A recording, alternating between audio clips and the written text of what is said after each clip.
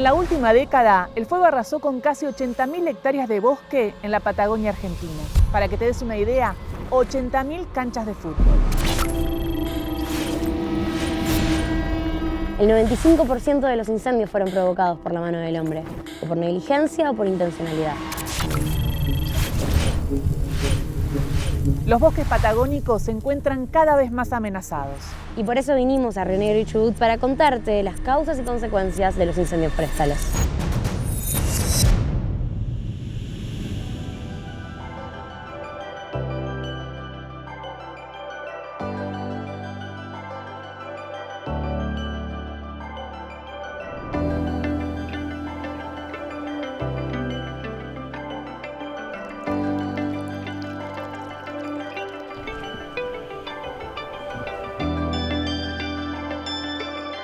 En esta ocasión, Greenpeace nos trajo a Gise y a mí a Bariloche, a la zona del Bolsón, que es donde estamos ahora, y estamos por entrevistar a Hernán Giardini. Sí, que es el coordinador de la campaña de bosques de Greenpeace y sabe un montón del bosque patagónico.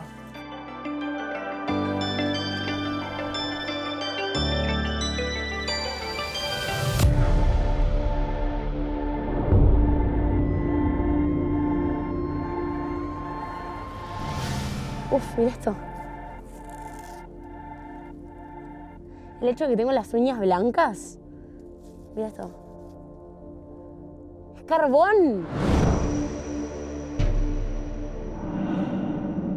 Bueno, acá estábamos un poco impresionadas porque ahí se ve bien el bosque vivo y todo gris, todo el bosque muerto. La verdad que tristísimo, un ecocidio. Se ve claramente lo que era todo un cipresal, todo ciprés de la montaña, que bueno, es una de las tantas partes que en nuestra Patagonia en los últimos años se fueron arrasadas por el fuego, ¿no? Corregime si me equivoco, el ciprés es un árbol nativo de la zona que, contrario al pino, tarda muchísimo más en crecer, ¿no? Sí, tarda mucho más, el pino de crecimiento rápido y es uno de los problemas que tenemos, que obviamente en muchos de los incendios tiene que ver con una combinación entre nativas y obviamente exóticas para el uso maderero. Y de hecho, cuando uno ve incendios en la Patagonia, ve la velocidad con la que el fuego avanza cuando es una plantación o la velocidad con la que el fuego avanza cuando es bosque nativo, que es mucho más lenta.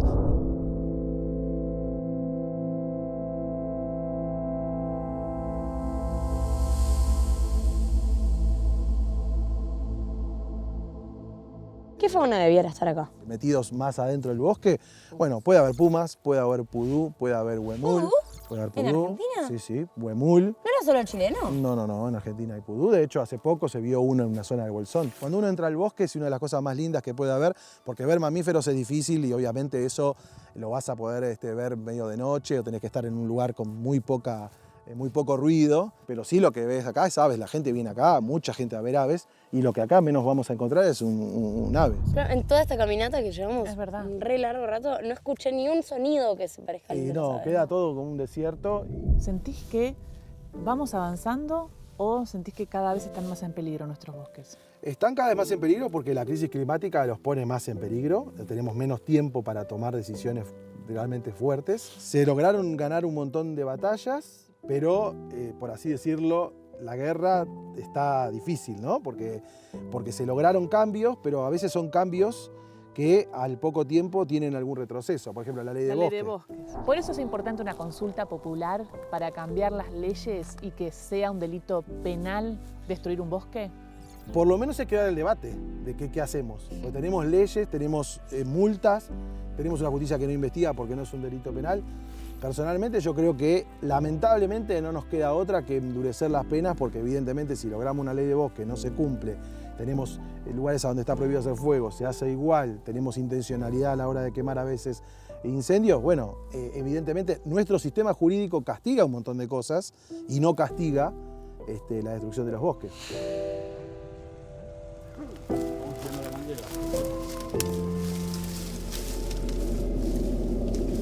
Atardece en Bariloche, voy a encontrarme con Javier Grossfeld, una de las personas que más sabe de bosques patagónicos.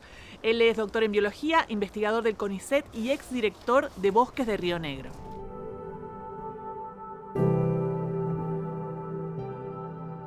¿Cuánto querés al bosque?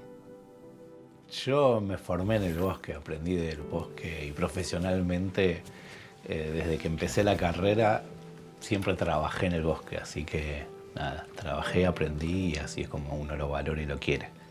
¿Qué significa para vos? Para mí es el escenario en el cual se desarrolla todo lo que uno puede vivir acá en la Patagonia, ¿no? Al menos en la cordillera andina. El bosque es el escenario, es el marco, es la vida, es el nexo en que nosotros podemos relacionarnos con la naturaleza.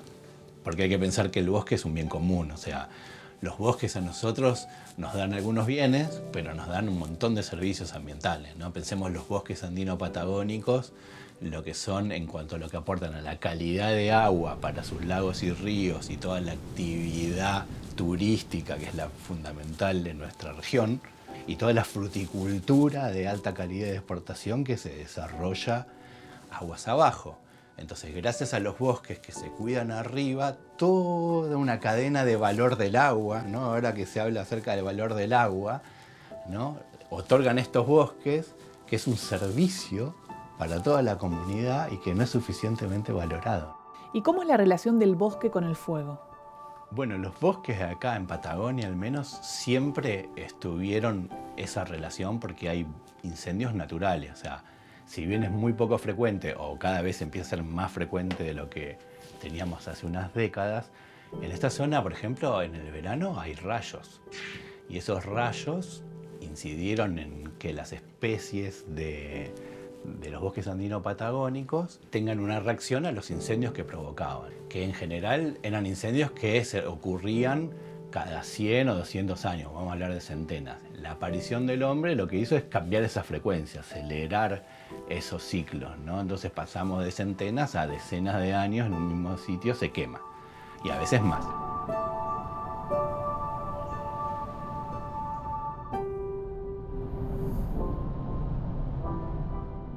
¿Ves? Ahí se ve el árbol todo quemado y todavía se ve el carbonizado.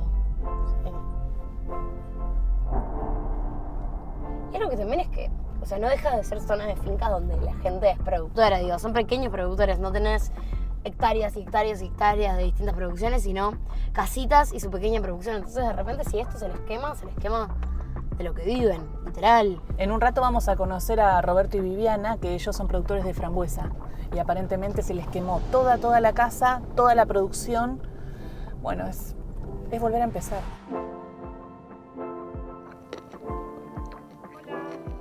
Hola.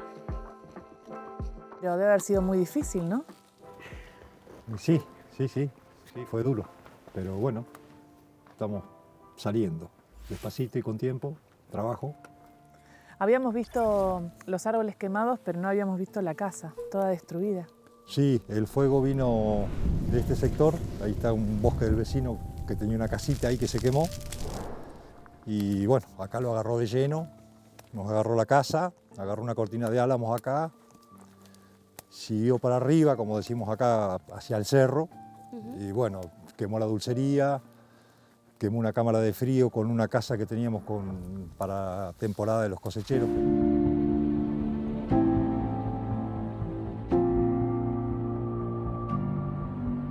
¿Cómo quedó la casa? Esta era la biblioteca. 5 días estuvo ardiendo la biblioteca.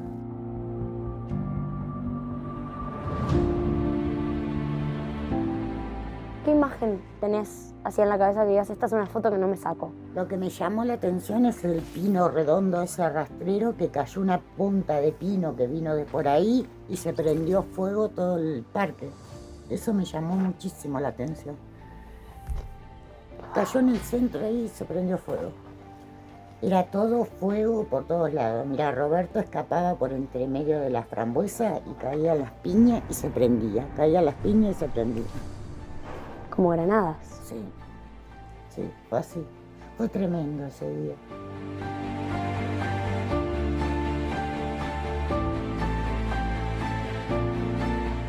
¿Qué perdieron? Todo, desde los recuerdos de mis hijos. Todo.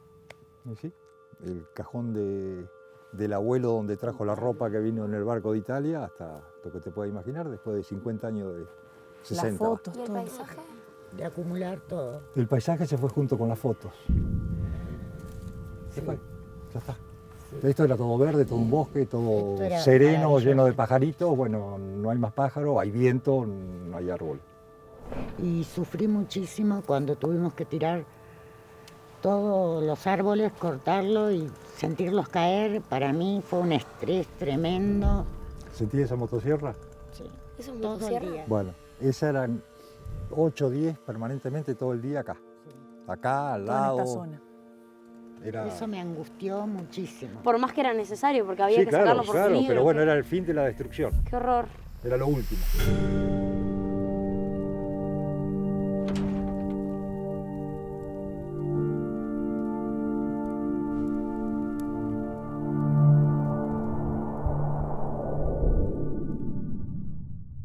¿Cómo vivió tu organización y los vecinos y vecinas los incendios del año pasado? Muy angustiados, ¿no? Porque el punto era que, por ejemplo, los del año pasado hubo dos tipos de incendios. Uno que en el bosque andino patagónico, estamos hablando de Parque Nacional, pero después por otro lado hubo otro incendio que no fue adentro del Parque Nacional, sino que en la zona afuera de Bolsón, Golondrinas, El Hoyo, donde hay casas y bueno, y arrasó con casas. Hectáreas y hectáreas se quemaron. Sí, sí, sí. Y bueno, lo que pasaba también era que gente de Buenos Aires quería ayudar. Y nosotros como estamos acá y conocemos mucha gente de Buenos Aires, de las ciudades del norte, entonces nos preguntaban qué podemos hacer y nosotros tratábamos de vincularlos con los vecinos que perdieron la casa, tratar de, bueno, a ver quién necesitaba, ¿no? Eso es lo importante, conocer el territorio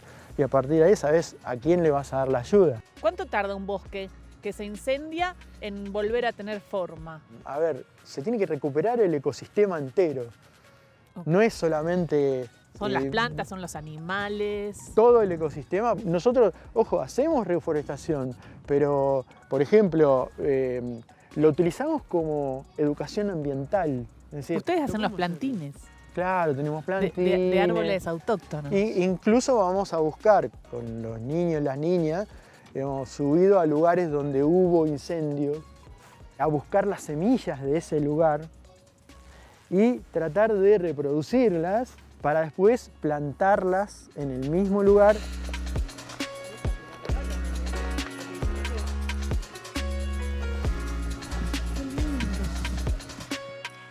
Bueno, esta es un pehuen, Araucaria araucana es bueno, un árbol de la Patagonia Norte y que básicamente es el que da el piñón y bueno, base de la dieta y la cultura pehuenche. Crece muy poquito, la mayoría de las especies de acá del sur, donde hace frío, crecen muy, muy lentamente. Claro, los nativos crecen más lento. Sí. Ahora, la araucaria también es un árbol con una fuerza, ¿no? Sí, obviamente, y son hermosos los bosques de araucaria, ¿no? Son hermosos todos los bosques.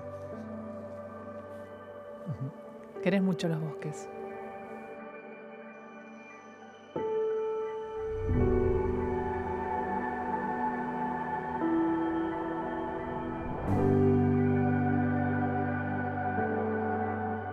¿Cómo era esto antes? Un bosque muy frondoso, muy tupido. Y bueno, el fuego trajo esto, Arrasó con todo. arrasó con todo. ¿Qué pasó? Esta zona, digamos, que serían las Golondrinas, que fue como el inicio del incendio, hicieron peritos, hicieron las investigaciones, dicen que fue un transformador que empezó a ser corto y como estaba todo tan seco ya en marzo, siempre es el momento más seco en esa época, y empezó a chisporrotear y empezó el incendio.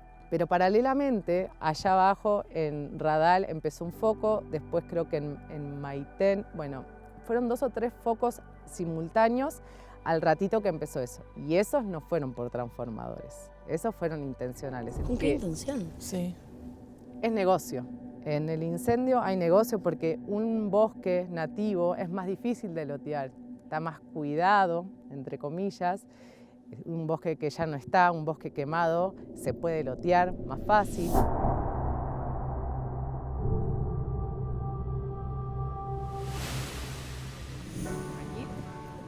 Esta era la casa. Esta era la casa. Laura, ¿vivías acá? Viví acá. El incendio arrasó con tu casa. Sí. Sí, fue la casa de criar mis hijos y después lo convertí en un centro de retiros. Yo tenía una escuela y trabajamos con sonido y con la sanación con la voz. Así que esas vibraciones para mí siguen resonando. Laura, ¿perdiste muchos instrumentos? Todos, menos la más importante, el más importante, mi voz. Bueno, el gong ya lo vieron. ¿Cuál es el gong? Ah, Hay no, un pedazo ahí en me el parece que árbol. lo filmaron. ¿Esto? Ujú. Sí, eso era un tamaño grande. ¿Cuánto calor tendría que haber hecho para que se derrita así? Ay, las Más de temperaturas. 1200. ¿Cuánto? Más de 1200 grados hicieron para cómo quedaron los vidrios. Vinieron los bomberos después para hacerla, el perito, digamos. Dijeron, para que esto quede así, hicieron más de 1200 grados. Saben que Greenpeace tiene una consulta popular porque está la ley de bosques pero no se cumple. Alguien puede venir y hacer intencionalmente un fuego y no tiene pena. Quedé impune. ¿Están de acuerdo? ¿Buscarían que haya más penas? ¿Que la justicia pueda investigar un delito penal forestal? Claro que sí. Por supuesto. Claro que sí. Por supuesto. Siempre la naturaleza está como en el último escalón, ¿no? Como que nunca se le da la importancia. O esto que también les comentaba, como que las catástrofes naturales, inundaciones, huracanes, tornados, por lo general son la naturaleza. Pero los incendios, sí, acá pasó una vez que cayó un rayo y arrancó un incendio, pero fue el 1%, el 99% de los casos es la mano del hombre. O la negligencia del abandono, como en este caso el transformador, en el medio de un bosque, con la sequía que había. Es como siempre la naturaleza, y cuidar la naturaleza está como en el último ítem, nunca es prioridad. Cuando nos quedemos sin bosque, si nos quedemos sin nada, como esa frase que dice, Sí. cuando quede el último árbol y ahí por ahí se den cuenta. Voy a cantar para la tierra, para estas montañas y los bosques.